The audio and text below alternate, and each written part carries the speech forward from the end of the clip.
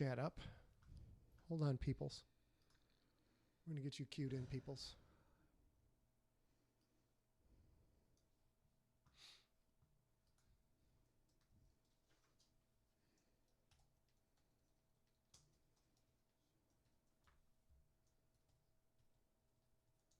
Hello, Dawn. Hello, everyone in Facebook land. We are just getting warmed up. We got some new stuff going on. Hello, whoever came in from YouTube. Nice to see you. Dawn says, happy birthday, eh? Thank you, Dawn. It was a very happy birthday indeed. You guys may only be hearing me in one ear. Hey, Lone Bob. Yes, we're on Periscope. What's up? First time on Periscope. First time Periscoper. Long time viewer, listener. If you guys tell me, can you hear me in both ears, both speakers? Or are you only hearing me in one? Jane Smith, YouTube. Hello. Tracy Shank, Matthew Council, Steve, the Iceberg. Joe and Angie, nice to see Ricky you guys Berg. out there too. Joe Crates. What's up, Julie V. Press? Hello, darling. Carla Williams, Carol Donahue, Robin Taylor, Lonely Bob, Matthew. Look at all these lovely, lovely people. Lovely, lovely people. Yes, it's International Asteroid Day, so we wanted to show you what's going to happen next Thursday at 1. That's Hey, did you get a memo early for July? About a what? 2020 July? What's coming next? I was wondering what was coming. But apparently you got an early memo or something. You can see it on the screen right now. And here we are, ladies and gentlemen. Welcome to SIGLERinPLACE, the June 30th edition. This is a day that starts with the letter T, and that means we are streaming. No matter what is going on in our life, except that one time we were moving. Yeah, we were definitely moving. And there may be another time, but I hope it's not because we're moving. Planet Dossie on YouTube says, yes, both ears. Both ears. Good. Bruce Press. Hello, sir. We are getting better at OBS, Bruce. I hope you are impressed. Shannon. Noisy. Certainly working on it. Hey, Holy Maria cats. D'Souza Walters. How are you? Good to see people in Hey, chat Kelly. on the Twitch.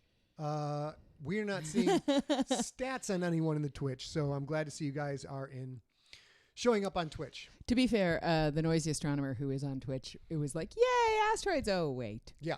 Yeah. You're spreading. Yeah, it's unfortunately, Nicole, man, oh man, it just gets worse from here. It gets way worse from here. Way worse from here. But hopefully, my sciencey friend, you will have Hi, a Dr. laugh. Daniel Baker, PhD. Hi, Shannon. Hi, Ian. How are you? Let's take a look at the script that I prepared today. It's great. Hello. It is United Nations International Asteroid Day. Why don't you guys ready for this? Watch this. Parker Lewis can't lose. Boom! Look at that. Do you want me to talk to them about I would International love Asteroid to talk. Day? Love you talking about International Asteroid You know, it's Day. interesting because I think Noisy made the point that is the point of International Asteroid Day. Like, what we as lay people or citizen scientists or citizen scientist wannabes know about asteroids is probably not a lot, and we probably learned quite a goodly amount of it from Armageddon. So International Asteroid Day, founded not too long ago to raise public awareness about the actual asteroid impact hazards and inform the public about crisis communication, actions to be taken at the global level in the case of a credible near-Earth object threat. And the most important thing I said in that sentence is a credible threat, and that's the thing that we don't know a lot So about. the stuff I read in the Weekly World Sun, that's credible? Well, That's no. a news source. And not only that, your choice of credible is Well, also maybe we're- less credible, we're but gonna it's have much a funnier. Fun So- thing to show everybody Yeah. here in 1 second. Let's So you see. can certainly learn more about it going to the UN website or going to asteroidday.com. But it is a fun. Dr. Nicole Gallucci, the noisy astronomer, says asteroids are fun except for when they want to kill us. So Kelly, learn a little bit more about that. Trang, I'm going to guess Trang is probably a spammer, so we will boot Trang. Thank you. Evan, Ian, Kelly, a lot of new people coming in. Hey, Jen Evo Lundy. on the Periscopes, Jen Lundy. Hey, Evo. Martin Evans on the Periscope. Look at Periscope. People showing up. People showing represent on the Periscope. So since it is... Stephanie Murphy says, giant meteor for president. That is, maybe that's October or November. Who knows? We'll find out. Since it is International Asteroid Day, and I did mention Armageddon, I really have my hands are tied. There's nothing I can do. My hands are tied. We're going to watch the Screen Junkies honest movie trailer for Armageddon. Hopefully this will work, you guys. Here we Sorry, go. actual astronomers in our chat room. Volume looks good. From Holler the if it's too loud, promising you guys. action director of The Rock and Bad Boys comes his last fun movie before transforming into the Michael Bay we all know and hate. Armageddon. Gear up for the best film about drilling into an asteroid and nuking it since the one that came out 2 months earlier. And let yourself enjoy this guilty pleasure that's the movie equivalent of Taco Bell.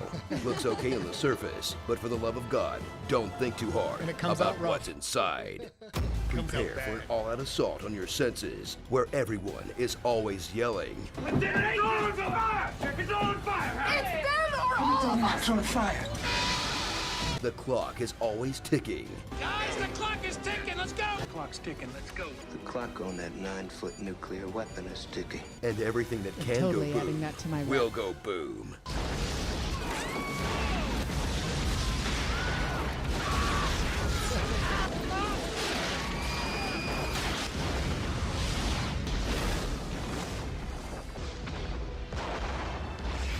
Including the title of the movie. Get ready for a Michael Bay version of space, where fiery explosions happen in a vacuum. Yes. Meteorites are filled with explosives. Of course. Asteroids look like they were designed by Tim Burton. Astronauts only walk in straight lines. Michael Bay works at NASA. Space cars have guns. has killer hair. Spaceships have guns. What are you doing with a gun in space? Space dementia exists and is a thing. He's got space dementia. Drunk Russians can Fonzie a spaceship back to life. And it's easier to turn oil drillers into astronauts than teach astronauts how to use a drill. I asked Michael why it was easier to train oil drillers to become astronauts than it was to train astronauts to become oil drillers, and he told me to shut the f*** up. So that was the end of that talk. The movie isn't just about things exploding while guys make loud noises at each other. It's also about love. Witness a romantic triangle blossom between AJ, Cause I'm leaving on a jet plane. Harry, his Bruce Willis-ish, die-hardish mentor, Harry, I love you. and Harry's daughter Grace, who's just kind of there to be hot. She's a babe. She is fully hot. If AJ wants to prove himself Fully worthy of hot. Harry's daughter, he'll have to drill a deep, hard hole right in the crack of a big, dark rock before Harry will admit he's good enough at drilling to drill his daughter. Go take care of my little girl. Oh, Lord. now. Oh, That's your Lord. job. And if that wasn't enough of a creepy father-daughter relationship for you, watch as AJ seduces Liv Tyler while her real dad sings for them in the background. Do you think it's possible that anyone else in the That's world is super weird. I never doing noticed this that very before. same thing at this very same moment? No, I can promise you, they are not. Starring Oh, Lord. taco-flavored kisses for my Ben. That guy from all those movies, Bruce Drillis. come on, Twinkle. Man, I'm glad I called that guy. Dad looks like a lady. Wow. Brad Pitt's Eskimo Pro, Notorious MCD, and I'm B-roll. I'm absolutely comfortable. hard. Uncomfortable. Absolutely uncomfortable. Sure, they'll make good astronauts. They don't know jack about drilling. I mean, this is a little bit of a logic stretch, let's face it. They don't know jack about drilling. How hard can it be? Aim the drill at the ground and turn it on. I Be do sure love to the Ben subscribe Affleck, I'm not for going to lie. more honest- Absolutely love the Ben Affleck. Ben Affleck's pretty cool. That was super fun. I saw Evo says he's never seen either of the giant asteroid movies, and that's Evo. That's an error on your part, my friend. I was That just is about an to say, error on your Evo, part. I am so impressed. I'm so much happier to know that. Speaking of Evo is our consultant. Would you say guru? He's definitely our guru for Svengali, sure. a I know podcasting- he's pretty egalitarian. He's pretty Egalitarian? egalitarian. Yeah, he is a podcast media expert, and he is gracious enough to be our podcast media expert when we need it, which is pretty much all the time. Speaking of needing it, he crawled up my butt to fix our podcast subscribe page. We still have a little bit more work to do on it, but if you are watching this and hearing this with your ears, watching it with your face, you should be listening to me in your ears every Sunday, every stinking Sunday, where you get a 20 to 30 to 40 minute free bit of unabridged podcast fiction. We serialize audiobooks. We put them out every Sunday. And if you go to scottsigler.com/subscribe, you can sign up on any of these services. It's also, there's many other services. We've been asking in Sigler Junkies, the Facebook group, if people are what they're listening to. So we have some more information coming on that soon. But go Tracy here, Shank check all this says stuff out. we should pick an asteroid movie for, I'm assuming for Story Smack. How many are there? There's 2. I mean, there's not enough. Is There's there- definitely not enough. And we're absolutely only watching Armageddon if we watch any of them. I just have to say. Can we watch Armageddon drunk, and since it's legal in California, possibly high? Is that possible? Yes, because it can only get better. Can only get better. All right. Now, look at this. Look at the smooth switching we've got with our Stream Deck. Yeah. A little appliance. I'm not going to pick it up. I was going to pick it up. I'm sure you guys, don't touch it. But every time I touch something breaks, which harkens back to high school. But that's a whole separate story. So we have a new little gizmo. It's a physical gizmo right there. It's called Stream Deck, and Stream Deck. Stream Deck. And Stream Edward Deck. Earl Newton, who I'm not sure is here tonight, Maybe not. is a long friendship with Scott. Years and years and years. I met him on the Rookie Tailgate tour, which was in 2009, and he and Scott were already thick like thieves. If you have ever been lucky enough to see the short for Sacred Cow, Earl made that on his Stranger Things. Let's play that. Yeah, we'll do that on Thursday. Yeah, Play it we'll on do Thursday. that. So they've known each other ages and ages and ages, and Edward Earl was gracious enough to reach out, having watched him struggle so much, and has been really helping us quite a lot. You guys get to see the struggle. I put on a happy face with the struggle, but literally 10 minutes before this podcast started, despite all my prep, I had got a specific microphone, a SE4400. Which makes me sound so nice as opposed to this right here. That sounds pretty good too, though. Well, I know, but just wait. Some of us aren't blessed with the voice. But anyways, this was a mic recommended by our sound engineer, Steve the Iceberg Rickyberg, said it would be perfectly suited to A's voice. So we have it. And he was it's great, absolutely right. Except I hooked it up and the god darn thing didn't work. So we had to switch back to my trusty Sennheiser. This close to having to put something in this weird drive. Sennheiser. Oh, here comes some more. Let's just block user. Oh, having fun blocking the spammers showing up.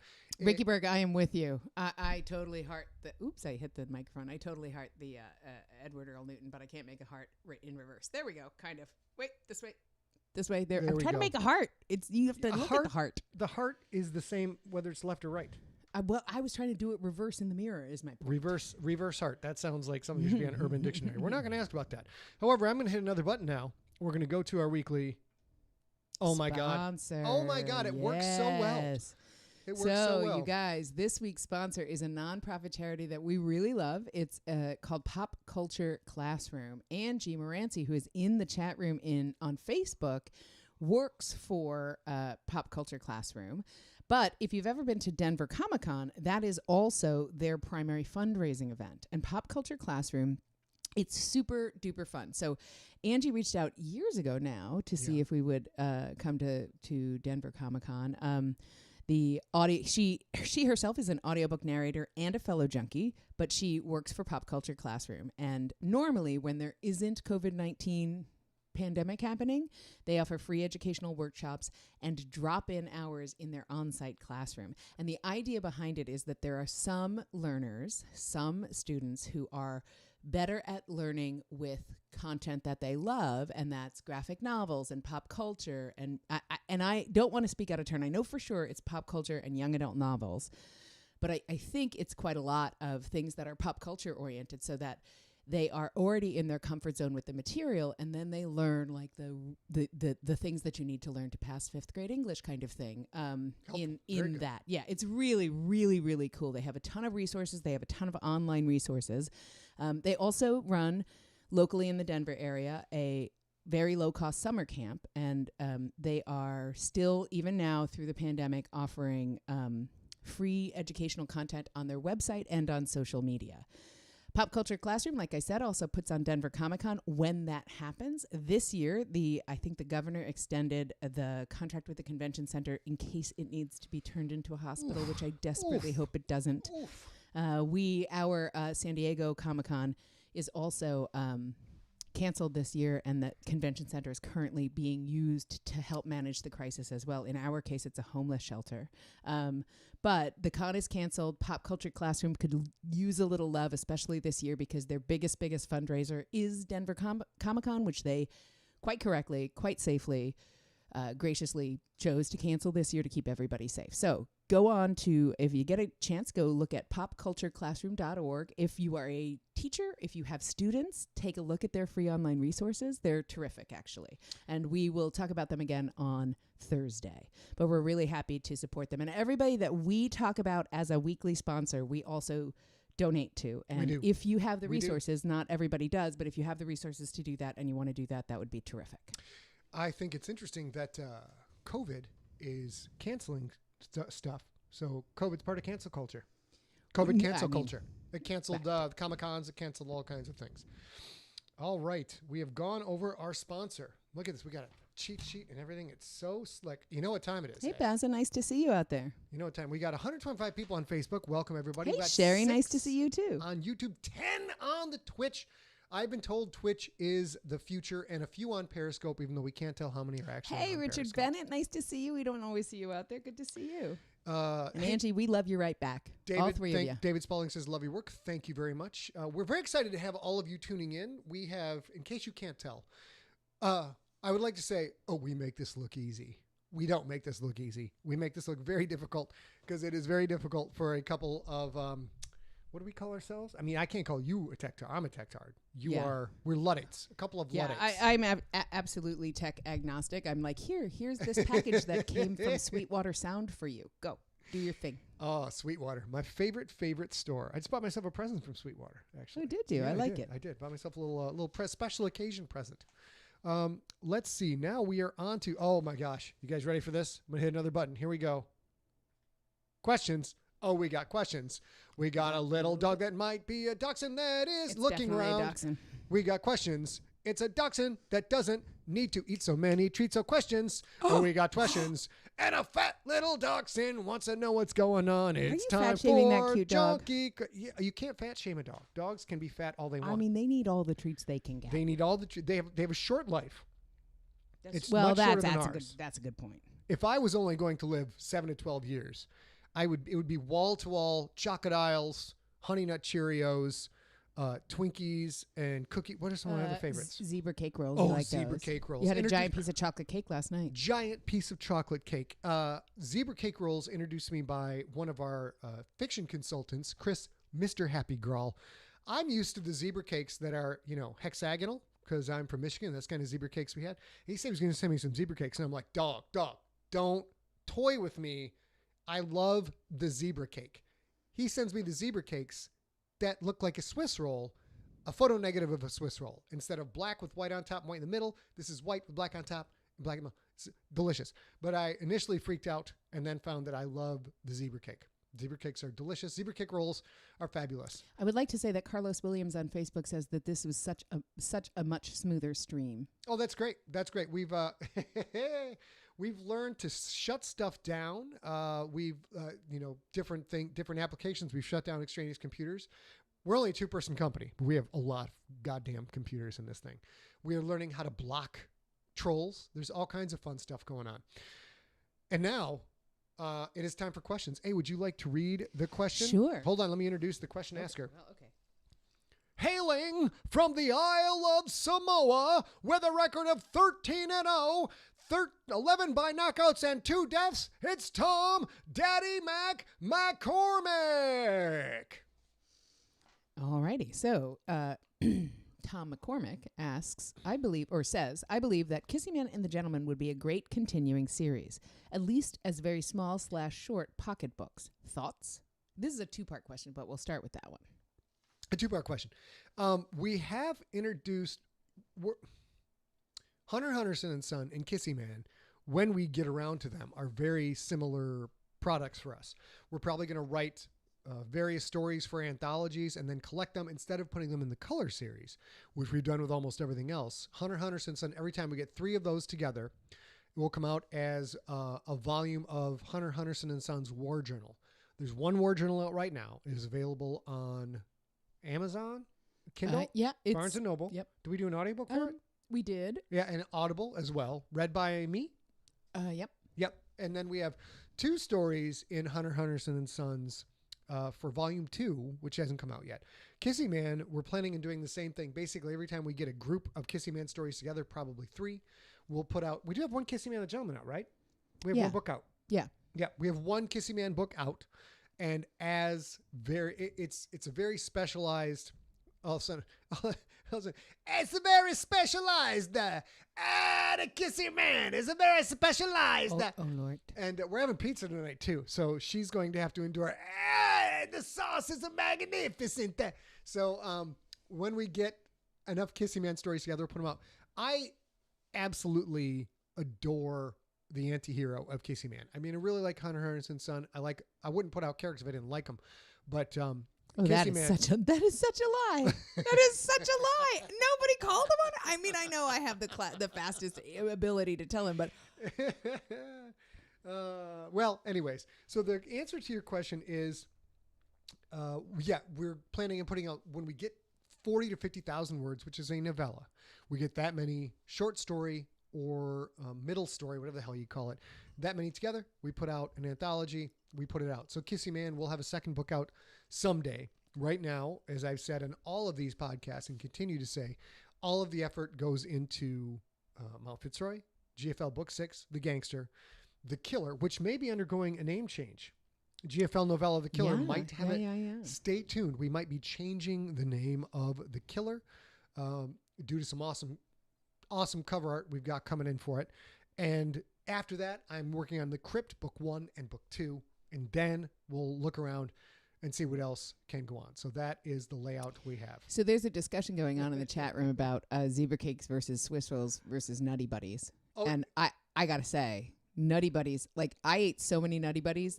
Even with that plastic. Watch yourself, McCallahan. Watch yourself. Even with that plastic chocolate, ate so many Nutty Buddies. Are you saying one summer that I can't eat them anymore? Oh, good. So you're not. I also had like one week in college, which was the same, but with Jack Daniels. Well, the Nutty Buddies was much more fun. Oh yes, both. Oh Jesus, both. Yes. You can't when it comes to Jack Daniels, you cannot stop at one tragic incident. You just can't. No. It was a whole week. So it was college in a week. So I'm going to guess there were maybe 3 because that was the bottle I had, you know. I would like to know why Yukon Jack has not taken my advice. I emailed them with some free marketing advice. I said, here you go. I am not a Madison Avenue advertising madman. He's not a madman. He is a madman, but he's not a madman. If I could be on Mad Men and wear shorts and a T-shirt and flip-flops on Madison Avenue, I think that would go really well. My advertising slogan, Your slogan. We've been watching a lot of Schitt's Creek. My advertising slogan is for Yukon Jack, drink till you uke. I think that's a brilliant advertising slogan. What do you think, It would sell to the college crowd for sure. I will say I'm totally deflecting by saying that Stephanie in the chat room said Nutty Buddies with marshmallow fluff, and now I'm back on the Nutty Buddy bandwagon. All I'm saying is, just because it says drink till you uke, a little alcohol poisoning is not necessarily a bad thing. No, I'm pretty Oh, it is pretty a bad sure. thing. Pretty sure they're never going to take that that advice. Okay, why don't you read me the rest of the question? Did we bring up the Siglartifact, or I did not bring that up? No, you did not. Okay. I tried to get you to do it earlier, so I'll go grab it while you're answering this question. So the second part of the first question was also, what about the Nocturnal TV series? Where is that going? I am trying to be very patient here. I'll be right back, y'all. All right. So approach the bench. The Nocturnal TV show, I'm explaining this as many times as it takes, is what's called in development. In development means that someone is trying to make a show of it. Usually someone who is established in Hollywood, an established producer, who's trying to package the show and take the show out to get someone to buy it. We're at that phase. So a lot of times when you hear a show is in development, that means there is no buyer and it's up in the air as to whether it will get made, if it will ever get made at all. Little sidetrack. When something's in development by, say, the gentleman who made Armageddon, that's a serious show that is in development. It still might never get made. Our producer is Lloyd Levin, who did Hellboy, the original Hellboy, the new Hellboy, Hellboy 2, The Green Zone, Boogie Nights, a whole bunch of movies. He's a seriously made human in Hollywood, and he also just did The Five Bloods, which is on Netflix. If you guys haven't watched The Five Bloods, watch it. I was blown away. I liked it quite a lot. So I got that guy who's pitching the show. And then we've got Danny Bilson, who is the screenwriter, who was the screenwriter along with Paul DeMeo for The Rocketeer. He and Paul DeMeo were the screenwriters for The Five Bloods. A bunch of other TV stuff. The Sentinel, they did 3 seasons of The Sentinel, which is an older show. And Paul DeMeo and Danny both wrote the episode 1, the pilot episode for Nocturnal. So, and we've edited it heavily. We have an 80-page series Bible. We've got a pitch deck. We got all kinds of super cool stuff. We're out pitching it. We're actively pitching it right now, but Hollywood is absolutely at a standstill. They were just about to open up production again, and now our resurgence has come because some people don't want to participate as functional members of a cooperative society and try and flatten that curve. The name of this episode is Kick That Asteroid, and they don't want to flatten that curve. So Nocturnal is well poised. It's got great people behind it, a great team. It's a question on when Hollywood will open up again, because it's a big budget show. We want to use practical effects. The reason Lloyd is the producer of this is because I watched Hellboy and Hellboy 2. They are gorgeous. I mean, Hellboy and Hellboy 2 are probably the best looking monsters as real people, real characters movies that I've ever seen. And because it's not just one character, there's a whole bunch of characters. So Lloyd and Danny and the team, they know what they're doing, but it's a big budget production. So we have to wait until Hollywood opens up again and can shoot a big budget production. So everything's kind of on hold for now. I think, does that fully answer the question, I think? I think. Yeah? Okay. So now we are moving to, we're going to hit a button, see what happens. Here we go. Siglartifact! Hey, why don't you tell them about our Siglartifact today? So today's Siglartifact, I'll grab. This is a great go one. downstairs and get This is a great one. is Quentin Barnes' field-used jersey. Oh, my God, it's so dope. Here, why don't you grab it and show it off? All right, here we go. This was from the cover shoot of the All Pro. The All Pro is the first one to feature the cover shoot for the hardcover book, the All Pro. It is the first book to show. It's okay, that's fine. Quentin on the cover, and you'll see. Like, put it back up. Yeah, either way will work. You will see. I need to see some of this though. There's like blood stains right here. I should have done that. And there's lots of mud, which is still mud and now exists all the time. There's a ton of holes and stuff. This is not the book where Masal had to stitch up his person with the same stitcher that he would use for that. But had he had that, he would have maybe done some of these repairs. So the fun thing about this is just the same kind of jersey that all of us, anybody who owns a jersey, has purchased. And then it came to... It got shipped to Scott. Gary Leland at podcastjunk.com is the guy who makes the jerseys if you're interested in them. Quick note to anybody outside the U.S., they won't ship outside the U.S. because they had too many losses and it's too expensive to ship by FedEx. So if you're outside the U.S. and you really want a jersey and you go look at Podcast Junk, email me and I'll help you make an order. There's a couple extra steps and maybe a tiny bit more cost, but we can get that done. So that shipped to Scott Sigler in San Francisco years and years ago, and then he modified it. And at the time, we were well, I'll say we were socially distant. I got to tell him how I modified it. He lived in San Francisco and I lived in San Diego. And I have a theater degree. And so I did a handful of costume design. And I was like, okay, so I think, and we have a ton of cosplay friends now, but I'm not sure how tight we were with all of them then. So instead, he was like, I got this. I was like, I hope it's okay. And so tell him what you did. Well, the mud part was pretty easy. The blood part was pretty easy. This is actually real Scott Sigler blood on this jersey. Because that's... Wait, what? That's how far I go for you people. To tell you a story, I will literally bleed all over a prop jersey just so that you see authenticity. That Did or you do a red whole, Kool-Aid. I'm not sure. Yeah, I was going to say. I was going to say, what? I don't want that. I don't want that up in the house. I don't That's like gross. knives. I don't like needles. I don't like any of this stuff. So, what I did do, though, to get... Obviously, the dirt was pretty easy. What I did do to get the holes in it and the giants... Like, look at the scuffs Look at the scuffs here. It's crazy. So good, so good. I used my head trimmer, my Norelco head trimmer. The thing goes like that, and I ground the crap out of this, wound up breaking pieces of the head trimmer, and it's a true story. Breaking pieces of the head trim, little teeth of it came off. But I'm a very cheap individual, and I'm like, I'll be damned. Enter Christopher Walken all of a sudden. I'll be damned if Norelco's going to get my money again. So I used it, the broken head trimmer, and cut myself because it was a broken head trimmer. And they're like, well, as long as I'm bleeding, I'm going to go get the Also goddamn gross. jersey. And that's how I wound up putting blood on my jersey after the fact. Gross. It's very gross. So this, ladies and gentlemen, we have, I put up a couple of, you can see over at scottsigler.com/store. I did not plan on selling you guys stuff, but now I'm trying to sell you guys stuff. And there's more selling of you stuff coming. Look at this. This is my favorite jersey picture. Whoops. Well, what that happened? Doesn't seem as fun. Oh, here we go. Hold on. There we go. A. Kovacs doing the McMurdo Murderers jersey. So these jerseys, guys, we don't make them. Podcast Junk makes them, and it's sportsjunk.com, I believe, is the site, Gary Leland's site.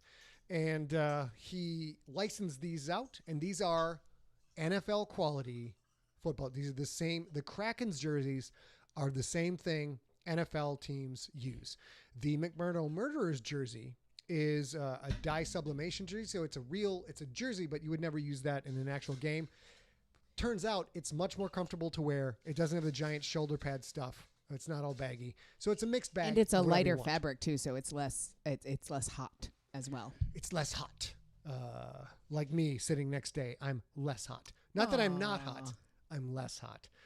All right. Hey, Kent, nice to see you out there. Kent Lawley just joined. Kent? I also saw while we were chatting that Sean Dyer joined. Nice to see you too. We are blocking users who have nothing to do with us as fast as we can, you guys. We do have some help, I believe. I can't see who's on Twitch, but we brought in some help to block people on Twitch. And we had a handful of people saying that they would be happy to help, also on Facebook Live, but we were kind of busy, so we didn't get a chance to kind of look at that. But we are definitely getting to look at that, and we'll be reaching out. We didn't know he'd be so popular. Maybe, we had no idea. Maybe let's delete Kevin Savage. Oh, Kevin Savage. He found Dr. Uzo when he was probably on a 3-day bender from Jack Daniels, as a matter of fact. Yeah. How do people make money at this crap? That's what I want to know. I want to know who sets up their business model as let's jump on other people's streams and just crap all over everything. And also, who is buying all those fake Bored Panda ads? Oh, we get this a lot, you guys. We get messages from Bored Panda representatives. We're like, we'd like to advertise on your program. Can we send you some money? We want to do blog posts every day. So we always answer, we have 2 different ways of answering. Mine is, yes, here's my business address. Here's my P.O. box. Mail me a check for $3,000, the price you said I could make. And once I get that check and cash it, I will start running your ads, which I would do. If you're going to send me $3,000, I'll advertise damn near anything. Hey, what do you do? I have 2 since it's been going on now for months and months and months. The first one is I say absolutely, totally in, but it has to be sent to me in nickels. It all has to show up as nickels. And now I say totally in. Instead of that $300, can I have a pony? And then they'll write back like, I need access to your page, and I need this, and I need this, and I need this, and I'll write back P period, O period, N period, Y period, and eventually they stop. Yeah. They stop with us, and it's a shame because we'd be happy to advertise just about anything. And Rachel Ronan just posted, replying to Ali Kirby, I'm totally not built for a jersey, but I would wear a series of GFL masks. I will say for anybody who doesn't want a jersey, that's no problem. If you think you're not built for a jersey, I will tell you, if you are female and you're not wearing shoulder pads with your jersey, like we don't wear shoulder pads with our jersey, but you have a problem because you also have boobs. So this, like, it sort of will fit through here a little bit better, but then this will be really, really big. I actually had mine tailored and had a little bit of basting put in here, which sounds ridiculous to tailor a jersey, but it's also quite long because of all of the padding requirements and stuff. So they can just take a little bit off the bottom and it's seamless, and then it works much better. Jennifer Hawthorne says she also wants a pony. Right. I mean, who doesn't want a pony, right? They're smelly. They bite. I mean, they don't stay very, here. They're very bitey, and You have no idea if a pony is biting. oh, I've been bitten by a pony. You're How do you think I lost this finger? I've been bitten by a pony. Who tells lies? I lost a finger. It was, I mean, most of them grew back. Ladies and gentlemen, I did say that we were going to try and sell you stuff, but this is good news. All the time, you all sound like my grandma, who sounded like this. You tell me you're writing all day, but I don't see any new books. When are you going to have some new books for us to listen to and perhaps read? I sit at home all day by myself. I would love to read your stuff, Dala, but if you don't have it, I don't mind as long as you're happy. As long as you and I are happy, I don't mind. Maybe someday I'll get something to read. So, my dear, 200 Jewish grandmothers in the audience, I would like to point this out to you. Oh my God, wait. I hit the miss button.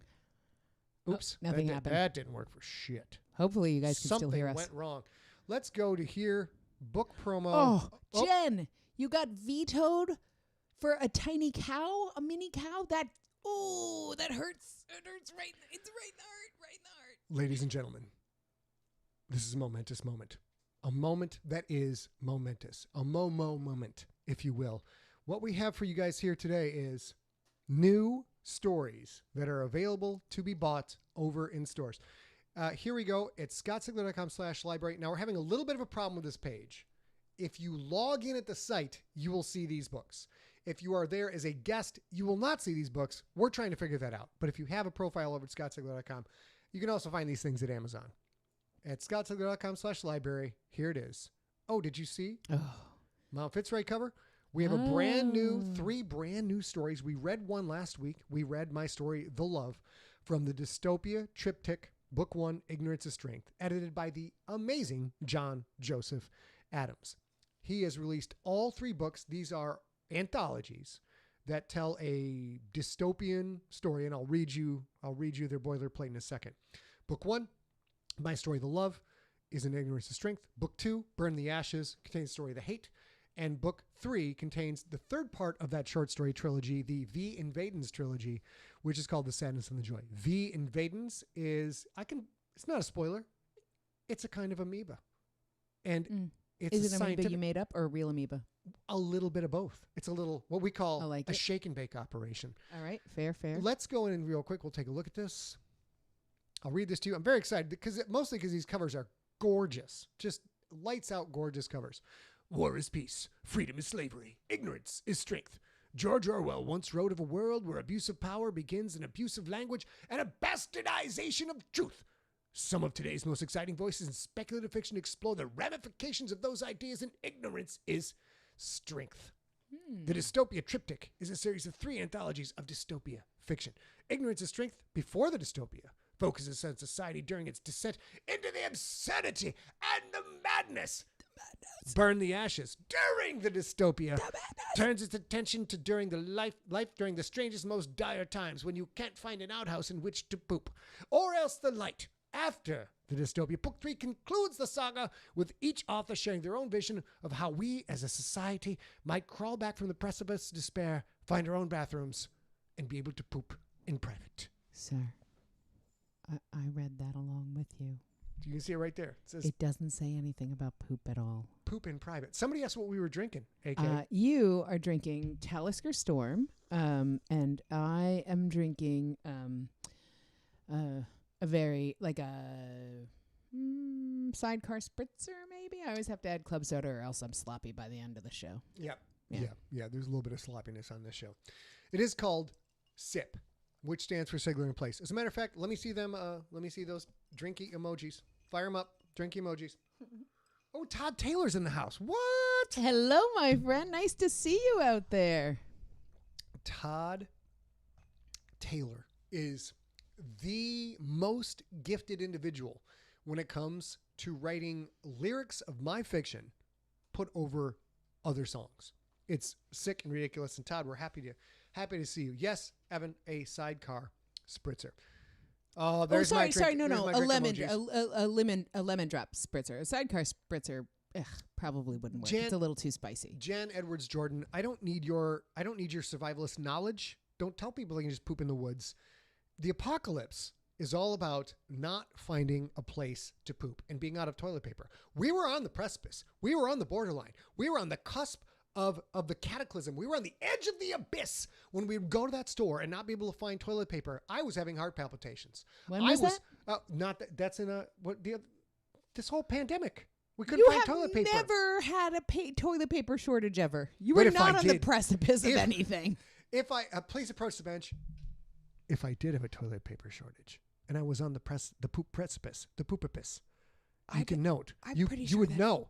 I would end it all. I would go out in a blaze of glory. You may now take your seats, counselors. It's absolutely a swear jar moment when you say the poopipris. The poopipris. It's like a Now precipice. it's like $3. That's not a swear word. It is now.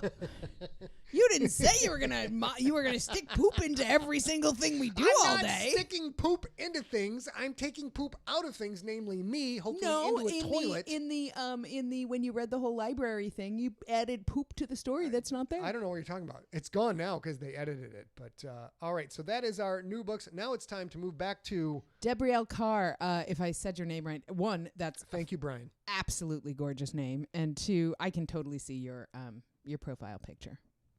Why isn't my profile picture showing? I couldn't tell you. We know Can you see her? I can see Oh her. yeah, you can see your profile. I see your picture, profile too. picture in our chat. What a beautiful But name. our chat is from restream.io, which is we upload our stream to Restream, which then kicks out to Facebook, YouTube, Twitch, and now Periscope, and we'll add some others later so that all of you can watch it where you want to watch And it. Irish Obsession, thank you very much. Irish Obsession says she thinks that Scott is probably lying because she's seen where I store my TP. I have been lucky enough to have Irish Obsession and also Kelly and a handful of you guys to visit before it was the underground bunker with sunlight, visit here before the pandemic. And I appreciate that because I'm insulted. A takes keeping Quite proud of my things home. in stock. She takes that very Quite proud very of seriously. my home, yes. Very, very seriously. Taking good care of my place is important. Not so short 123 posts a bunch of upset poop emojis, which is there's upset poop emojis all over the place. And you know what, I can't argue with you when you don't have a place to drop a deuce, to throw the two. What is happening to this? What is happening to this SIGLERinPLACE? Y'all, we should not be talking about poop. There's other things we should be talking about, I promise you. Poop jokes are always funny. I voted on it once in college. It's true. I think it's time for question number 2. Okay, the Twitchers are saying please stop touching things. Oh, we're touching things. Only the Twitchers. What if I do this? We might be banging things. We got to tie down that's these fair. springs. We do have to tie down the springs. We'll do that. We're trying. We just got ring lights, so we're trying to do a little bit every week to make it better and easier for you. What do you guys think think of the lighting the today? sound and Let me see in the streaming and comments. whatever. What do you think of the lighting today? I think we've improved John it. Vizcara, you get demerits. There's no Sigler and poop. Don't make that happen. Next week, bro. Fist bump. Come Next week, on. gotcha. Okay, Belladonna keeping holding down the fort for us over on Twitch. Also, she's probably the one who's telling us, like, stop with the touching of the things all the time with your fingers all over everything. We have to clean it up after the fact and it ruins the merchandise. Sorry. Question. Oh, we've got questions. We've got a chubby little dachshund who looks around and doesn't know what's going on. Could you answer a question for him? This question is brought to you by hailing from the unknown parts of the Green Mountains of the United States of America, Genelia the Juggernaut. Here is Rich. So I will say before I read her question, Jenny Lee was super cool. Last time that we had SIGLERinPLACE, last Thursday, I said, please send in questions, even if you sent them, for a Q&A or something, because this is a different audience and it's a different thing than getting the podcast. And we now keep landing on the Facebook live events page with some frequency. So I encourage you guys all to do that. It makes my job a whole lot easier, which makes me better able to manage the poopocalypse when it happens. The poopocalypse. So I would appreciate that. If you have anything to share, please send it to info@emptyset, and we will. I have now maybe a couple 2-3 weeks, which is good. But I would love for any of you guys, any questions that were your favorite questions that we answered in a Q&A, new questions you have, whatever, any of those, please just send them on my way to info@emptyset, and they will get in the show, and we would love you for it. Also, celebratory moments, or or birthday celebrations or Birthdays. anything else, the Oh, we'll dearments, say. I have you. We're getting there, but let me know, and we will do that. And we would appreciate it because we love hanging out with you guys too, but it's a little harder to do in a vacuum 4 months in, and I think we're going to be here for the long haul. So if you guys can help us help you, everybody wins. Help us help you. So Jenna Leah's question, which is awesome. Oh, wait, real quick before you say that. We see a lot of questions come through the chat room, and we can't keep track of them. So if you ask your question in the chat room, it doesn't get answered. That's when you want to send it to info@emptyset. Oh, yes, At exactly. At the end of these episodes, when we need to vamp and fill time, sometimes we'll ask for questions in the chat room, but we can't keep up. It's 200 people. Can't keep up. Go ahead, AK. Okay. I will. Jenny Leah, I'm going to get to your question in one sec. Jan Edwards, or maybe Jan Edwards Jordan, my apologies, says, the lighting looks great, but now you look like you need to tan. And here's the thing. Oh, Jesus. There's no hope for us. Like, we are aware. We've tried. I don't tan. I freckle and burn. That's all I do. I downloaded a special app. We have two Logitech C920 HD cams that we've had for a while. We never really had use for them. Now they're coming in very handy. So in order to adjust the white balance, you have to download a separate application called, I'm not going to click anything because I might break it, but it's a Logitech gaming app to control the cameras. While trying to adjust the white balance of these two cameras, I had a very difficult time. It took me about 15 to 20 minutes to realize the reason I'm having such a difficult time adjusting the white balance is because the software can't tell the difference between me and the wall. The white wall in the background, that's how pale we are.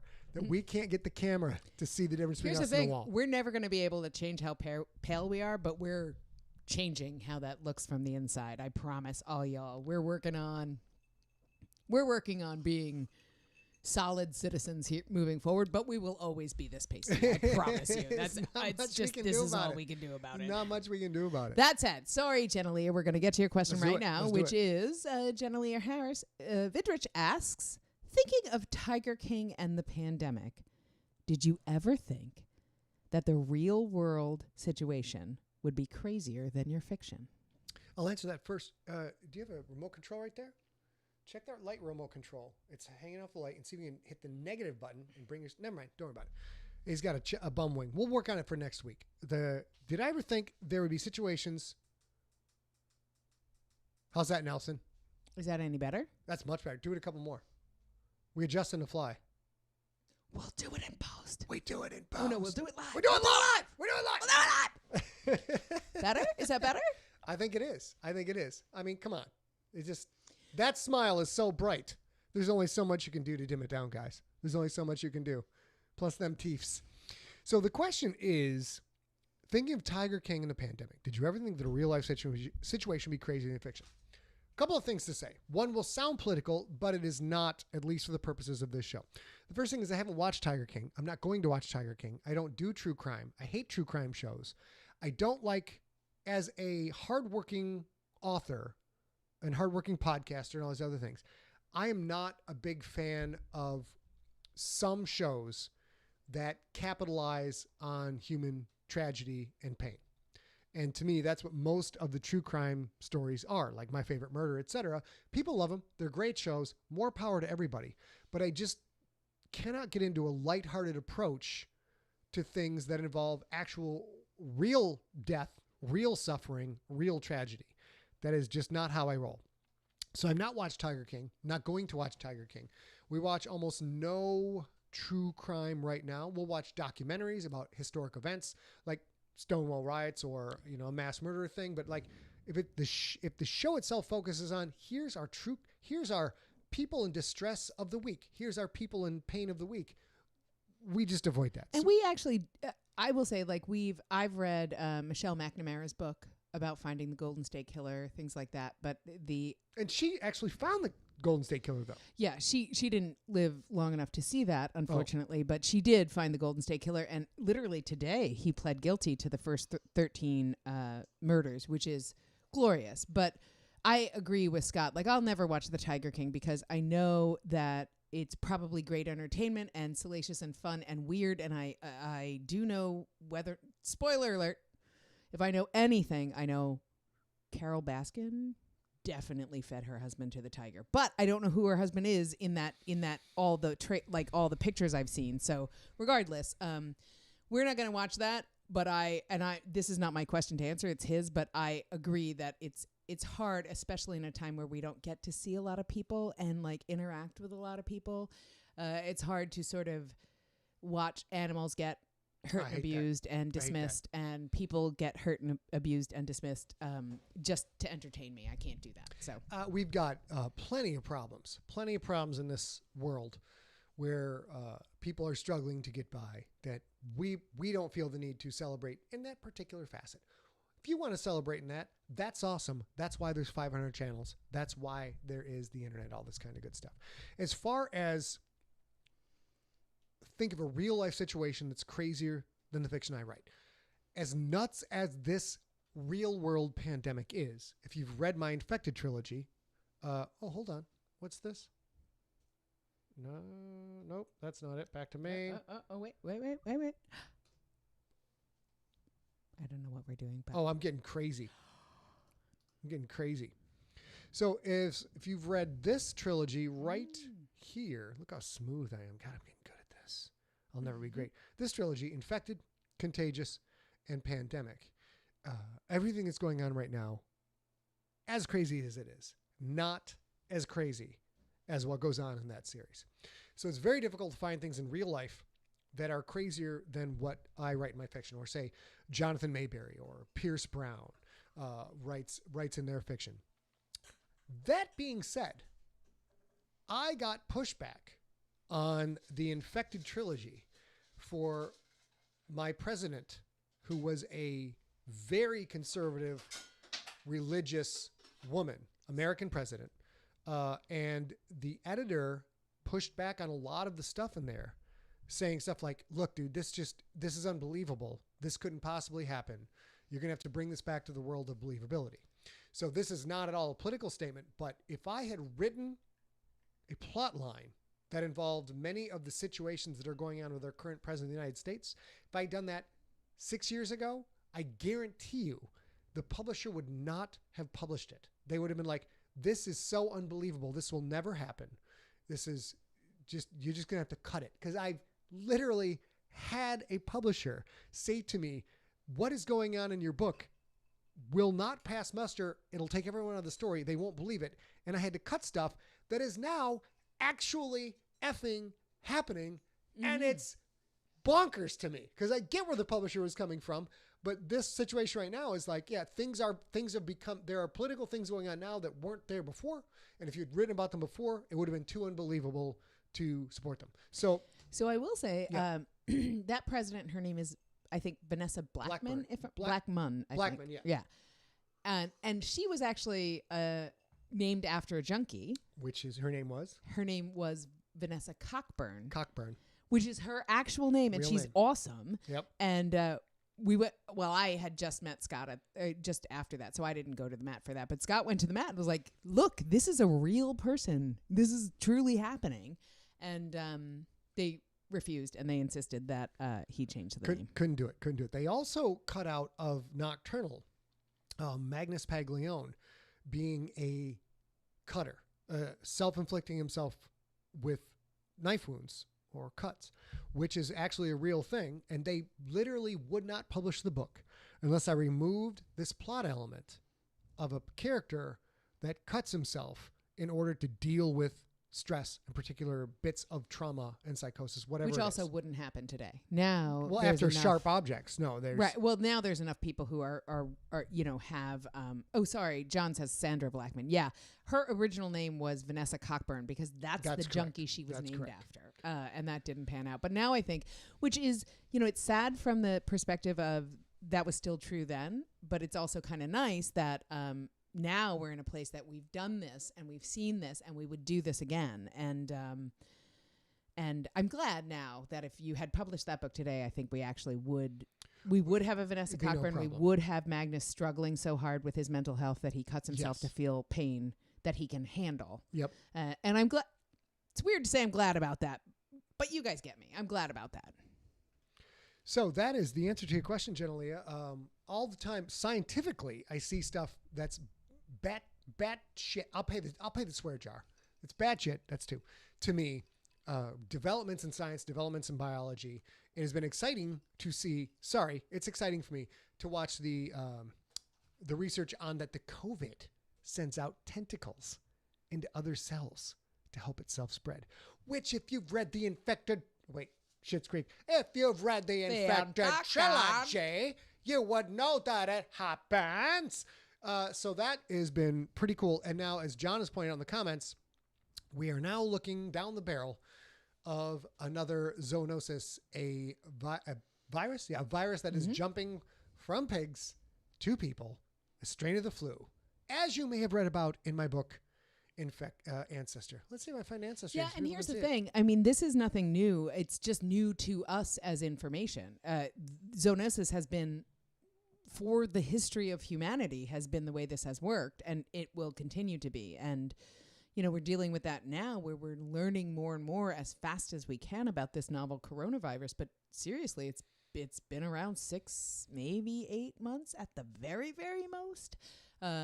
And, you know, we've had HIV since the 80s, and we haven't been able to solve that to make a vaccine that's protective for humans. So this is the way the world always works. So, you know, be careful when you want to decide whether or not something is science or something might not be science. And I get the idea that we're learning over time and that feels like we don't know anything about it. But that's because we don't know anything about it. It's not people are lying to you. It's that people are giving you the information they have when they have it. And then they are trying to fix it as they have more information. They're sharing that. And it's scary. It's super scary to me too. You guys have followed me. If you follow Scott, you've seen like over the last year, my body's turned on me. Like I had a frozen shoulder. That's a crazy ass. Look, I can't, this is as hard. I'm trying really hard to raise my arm. This is as hard as it goes right now. Or sorry, as high as it goes right now. I don't know what that's about, but apparently your body does it to itself.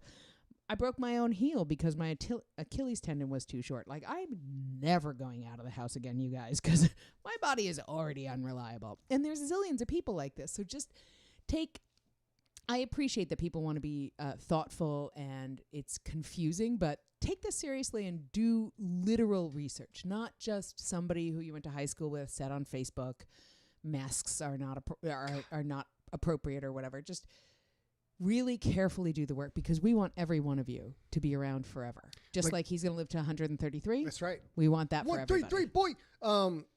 John Viscara, the continuity czar of the Siglerverse, has pointed out that Vanessa Cockburn was relegated to a smaller role as a presidential aide in the Ancestor prequel for the Department of Special Threats series. The Ancestor prequel, which we podcast, and I think did we publish that yet?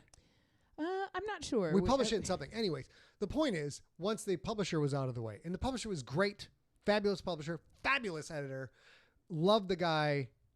He did 5 books for me, which is, we're now learning is very, very rare to get one editor for 5 books. But he's the one who said, nope, nope, nope. So in the prequel stuff, that was us. He was in control.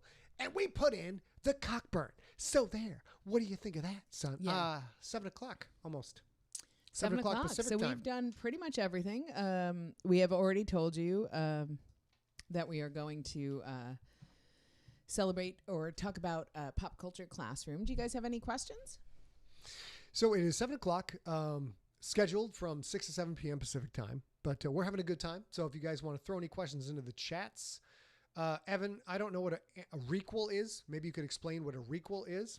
Although Dranera Games, yes, I feel you. Body betrayal is a difficult thing. And yeah. I am literally the tip of the iceberg, and you've been living underwater for a long time. So I feel you in a way that I never have, which is happening a lot this summer, for me anyway. And I'm grateful for the lesson, and I would also like to sleep through the night. Martin Joseph Evans says, Scott put a black man in the Oval Office before the U.S. voted for a black man into it. And he also called you Nos for Scott. Nose for Scott. I assume that was like an autofill typo thing. Autofill and typo thing. All right.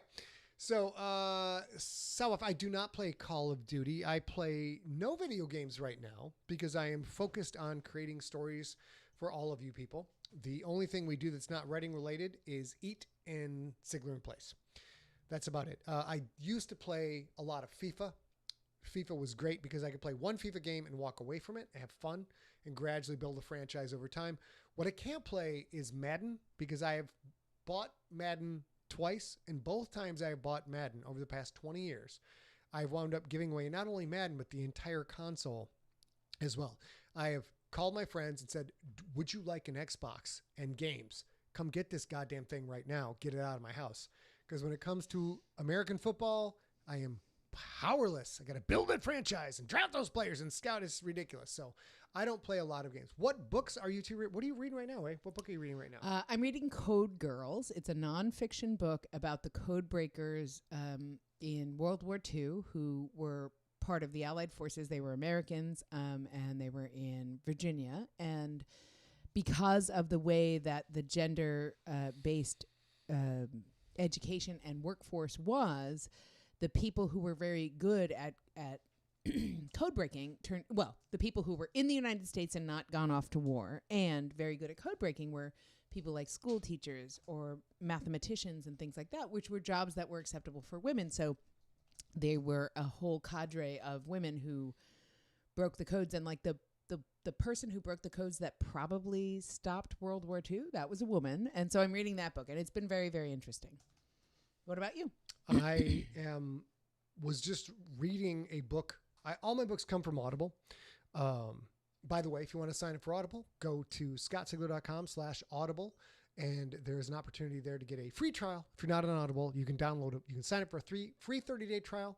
Download an audiobook, check it out. If you like it, awesome. We love it. If you don't like it, cancel within 30 days. Keep the audiobook, pay nothing, screw the man. I've been listening to a music theory book, which was Audible's got a big problem now where they're just taking blog posts and turning them into audiobooks. And blog posts do not function well as an audiobook because there's always references to go look at this chart, go look up this thing. I'm like, bro, I'm on an audiobook. I can't look at nothing. I'm literally running right now or picking up dog poop. That's not a swear jar. I do pick up dog poop.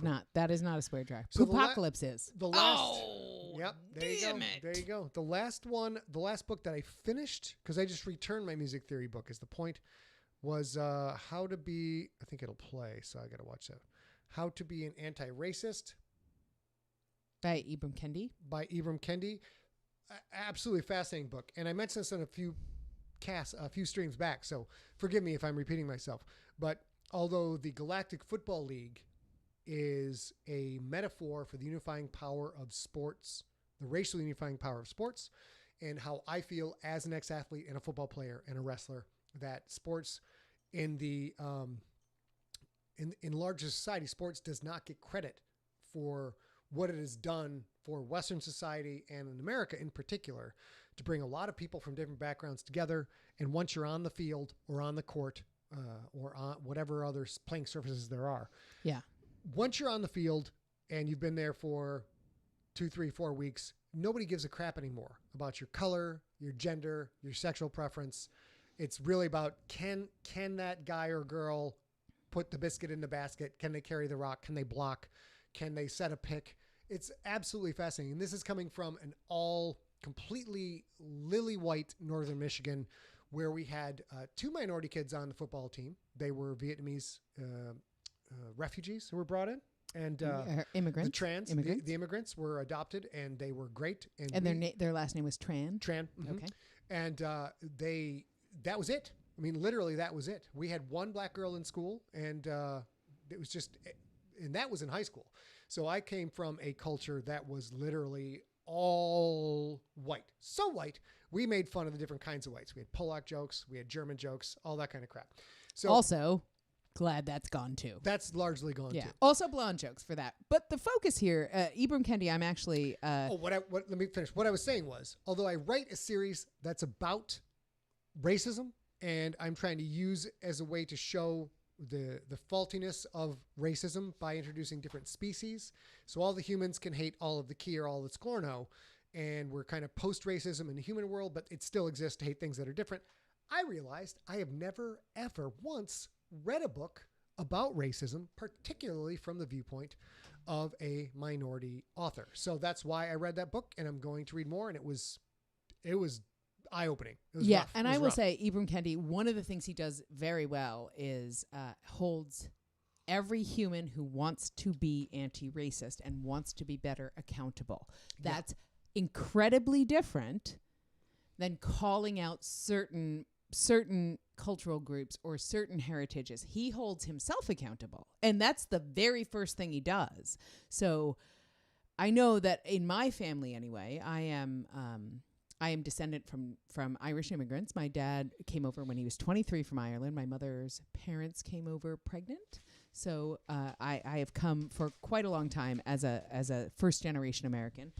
And sorry about that. Yeah, sorry guys. And it's interesting to have a super uncomfortable but absolutely level playing field literally from the first page of Ibram Kendi's book. And I encourage everybody, if you're willing to read it and sit with the discomfort, because the discomfort then eventually, once it steeps a little bit, sort of makes sense. Like, cool, we literally all have to do better, which is not saying that I am putting any burden on people who have been overly burdened, but literally just recognizing that we can still talk about being uncomfortable is a huge, huge thing. So we're really excited, hopefully, to learn a little bit more because, we're going to be locked in all summer. We have all the time to finally get it right, and I'm in. So I highly recommend that book. As A said, as a white dude, often when you are exposed to people writing stuff or broadcasting stuff about racism, systemic racism, cultural racism, etc., it's super easy to get bristly. It's super easy to be like, all you're doing is blaming the white dude, and I'm a white dude, and I didn't do shit to nobody. So that is where this book is more accessible, because he pulls no punches. Everybody's responsible. Some groups are more responsible than others, without question, but that is the point. I would like to say, Brian Spike DeBonis asked, we'll close with this, unless you have anything else to say. I will say before, one of my very best friends in the world, Allison Cranarin, who hates Facebook, has joined today. Oh, my God. And let me find her comment. It was right there. She said, me too. I have to explain it because it's one of my very favorite memories. She has said, me too, I'm Irish too. Oh, wait. And next on Thursday, if you come back, and if Allison agrees, I will check with her. I will post a picture. Allison and I ran an event planning business together for a decade or 9 years. And we thought all along that we were both Irish. Allison had not all the information about her heritage. And then she eventually did a DNA something and came back. Crana is an 100% Irish name, and she came back mostly German, but we are a lot alike. We look alike, we sound alike, we feel alike, we're a lot alike. So she's just going in with the I'm also Irish too, which I love so much. Martin Joseph Evans suggests, and I'll do this one next, Martin, because I'm looking for another book. Try reading the book Destined to Witness, Growing Up Black in Nazi Germany. And now let's close with, because I love talking about my nephews and my nieces. I love it. Brian asked, my nephew was signed by the Toronto Argonauts of the Canadian Football League. My nephew, Tyler, a fantastic human being individual, was signed by the Arizona Cardinals and made it to the last cut of the Cardinals in Cardinals preseason camp, and then got cut because he was a safety, and they wound up drafting not one but two safeties. They got a guy in the supplemental draft, which is a thing I'll go into at another time. But Tyler was basically about to make the team. Then they drafted a guy from Washington State, who I can't remember his name, but they got this gentleman in the supplemental draft. He's a very, very talented player. And frankly, they had one all-pro safety. They drafted a guy from Alabama. They got a guy in a supplemental draft from Washington State. So those are two D1 schools. And Tyler was a D3 school from Wheaton. And Tyler just didn't make the cut. So Tyler got cut from the Arizona Cardinals, had a great experience, and is just like a beast. Hey, Uncle Scott. Hey, Uncle Scott. Thought I'd call and see how you're doing. I, of course, don't know Tyler as a young man, a young boy. Oh, my God. Yeah. But absolutely no. Sean, it's not about that. We need to quit hitting this. I'll explain why. Springs, right? We're in the springs. Sorry, guys. But Tyler is absolutely, the whole time I've known him, has been 6 feet tall, I think. And 6'4", what's up? Well, I mean, I met him at 6, right? And then he grew into this enormous, powerful human being. He's so gracious and so lovely. And his time on the Arizona Cardinals was really powerful for him because he came just like Scott, came from a more homogenous background. He went to a religious school, and that was a little more homogenous than it might have otherwise been in Detroit. And he's been absolutely lovely too. So I'm assuming that sometimes you guys follow Tyler as well. And he has also been having a terrifically educational summer, and that's good for everybody. So to answer that question, we'll close with this. Tyler has hung up the cleats. The Toronto Argonauts signed like 26 defensive backs. And Tyler they just celebrated their 1-year anniversary. Tyler and his new wife, Emma, have never had a place of their own. They've always borrowed or been lent out a place because in the NFL, if you're an unsigned free agent and you're not on the roster, you make some money, but not a lot of money. So they have spent the first year of their marriage living in other people's houses, living in little apartments, doing everything they could to get by. Then they were contemplating going to Toronto to fight for a position on the Toronto Argonauts in the CFL. And they started to look at the COVID situation. So they don't make a lot of money and healthcare is questionable. And then they might be stuck in Canada and not be able to come back. And they're not Canadian citizens. And what do they do if the COVID hits significantly? So Tyler has been waiting for his career in finance. That's what he studied in college. So to answer your question, Brian, Tyler has hung up his cleats. They are now living in Austin, Texas. Tyler and Emma and Sigler are looking forward to building a whole life together. And Tyler's business strategy, which I think is sound, is he's going to try and get his feet underneath him in the world of finance, personal finance consulting, whatever the hell that's called. And then he's going to try and go talk to young football players, rookies, first-year guys, because what he found while he was in the Cardinals camp is a lot of the kids who get signed have never been exposed to the broader concept, putting money away, finance, of like saving for a future. And he's like, I can help these guys. And while he helps them, I'm sure he can make a good living at it. Yeah, that was the most surprising thing. We saw Tyler play in his first game with the Arizona Cardinals, and it was awesome. But we also got to spend a couple, 2-3 days with him. And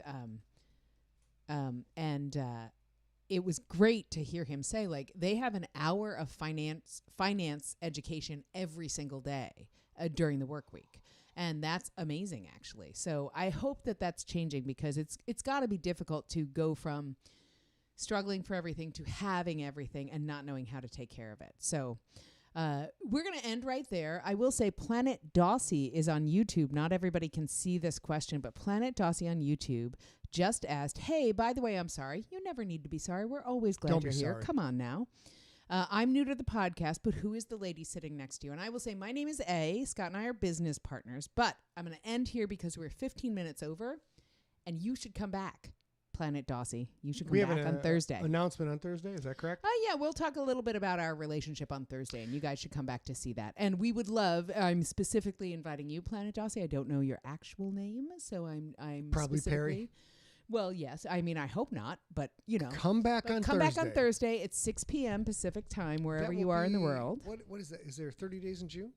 There are 30 days in June. Tomorrow is the July 2nd? July 2nd, which is, we're going to celebrate Lawn Chair Larry, you guys. Lawn Chair Larry was a maverick amateur aviator. He lived in San Pedro, California, and in 1982, on July 2nd, he equipped a lawn chair with 45 helium-filled weather balloons to try and float away. And I will tell you all about that on Thursday when y'all come back. But Perry, Planet Dossie, please come back. We'll talk a little bit more about our relationship. I am business partners with Scott and obviously stuck in the underground bunker with daylight. So Thursday, July 2nd, 6 p.m. Pacific time, we will have a momentous, earth-shattering, cataclysmic announcement for your faces. Don't miss it. Block it out on your calendar. It may or may not be Fitzroy. If you are a fan of Siglerism, you will love probably you guys. want to We're hear so this. glad you're here. Now, we're going to do our big dating game, Kiss Goodbye, and I have a button that ends the stream, so we're going to try this. Oh, remember what? Stay smart. Stay safe. Stay science, you people. This is going to save us all. Ready?